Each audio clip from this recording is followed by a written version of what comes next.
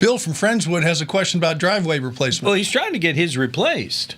But That's, I guess, why he has a question. Well, no, he has a problem. You'll find out it's why he writes us. Yes.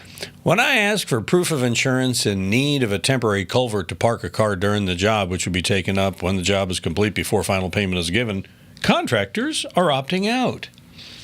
So Tom, Bill wants to know, is he doing something wrong here? Is he asking for too much? What's going on?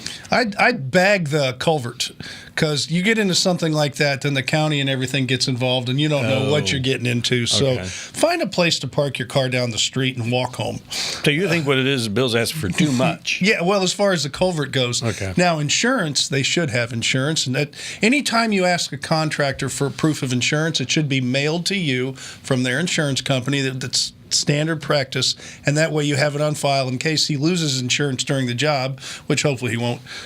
You'll be notified immediately. So that's always good. But as far as the culvert thing, I think you're probably going to have to find a neighbor or somebody where you can park your car and not try to create so much work just to park your car on your own property. How long do you think it takes to tear up a driveway, rebar it, pour it, and park your car on it? I'd give it 5 days. Okay, so a week. Yeah.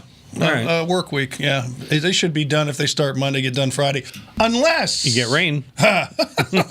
like lately, and you don't want to pour them when it's all muddy, so don't force it, because then it starts to crack and do all kinds of weird things. So you've got to get the right weather conditions too. You bring some nice baked goods to your neighbor, I'm sure they'll help you out.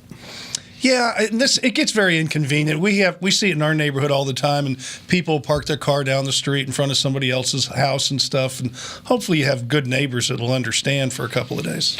We would understand if you have a question. You send it to us. We'll answer it just like that, like these videos over here. Send it to HomeShowRadio.com using the Ask Tom form, and we'll help you out.